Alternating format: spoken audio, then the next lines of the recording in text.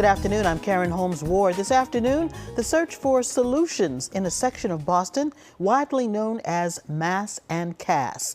It's an area in distress that hosts the city's crisis of substance abuse, addiction, mental illness, and homelessness. City officials and community leaders have been looking for ways to address the needs of the people who gather on the streets, creating a rough environment for residents and business owners. A group called Communities of Color wants to hear what candidates running for office are saying about the situation. And joining me now is co-founder Daryl Smith and member Joseph Feaster. Mayor Michelle Wu has made the situation along Mass and Cass a campaign priority. Back in January, the city cleared the homeless encampment of tents and found temporary housing and offered services for dozens of people. So, Joe, let's talk about what is going on with this situation on Mass and Cass. Describe what's happening in the area right now. Well, first of all, Karen, thank you for having us here today and to be able to speak about this particular issue. Mass and Cass has been a sad and troubling environment for a number of years now, and it appears that government has and communities have been unable to find an appropriate solution. Some say it's as a result of the Long Island Hospital and the bridge coming down. Some say that because we have certain medical opportunities for people to get some of the treatment they need and to try to get off the drug addiction in and around City Hospital. All of those things are attracting people from all over the country to come here. And as a result of it, we got the encampment. And I think that the city didn't get ahead of that, so communities were impacted significantly. Yes. I shop at South Bay often, and it's just right there. That's right. Well, it's right there in your face. And so it's South End, Lower Roxbury, Roxbury, and now, as a result of some things that have been done, it's been moved to South Boston. So communities of color feel that this is such an important issue, and I think that my leader and co-founder, Daryl, can definitely elaborate on that because this is something that's near and dear to him. Okay, so let me ask Daryl. Several area leaders are calling for state and local police to sweep the area, arrest those with outstanding warrants, remove others that are suffering from mental health and substance use disorders who are a threat to themselves. Do you think this is a viable long-term solution? So it's definitely not a long-term solution. Is it a way to combat some of the issues that are plaguing the area? Sure, it can be part of the solution, but it's not the solution. I think that, this mayor has come in a very short time period and has done a good job to kind of help the community create some housing, help the situation there, bring in more resources on the ground. But this situation, as you can see, this is beyond the pandemic. This is the biggest public health crisis that the state has before it. And it's going to take not just the city of Boston and all of the efforts that this mayor is bringing to the table, but it's going to take our new governor to come in and to work to bring a regional solution that will decentralize this location so that you don't see, as you talked in your opening, the mayor came in, she placed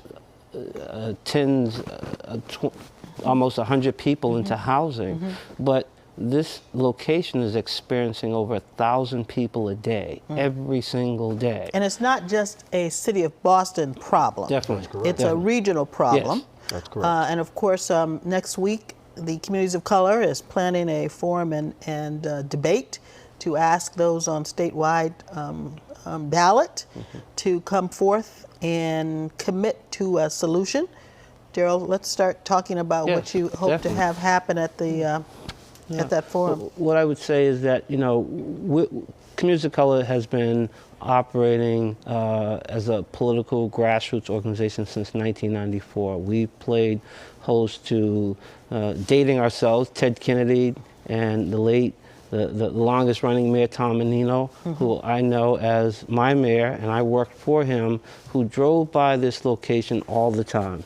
And he would be beside himself if that was the case. And I know the new mayor is doing the efforts as well too. So what I would say is, what we want to do is to raise the profile. Everybody has talked about it.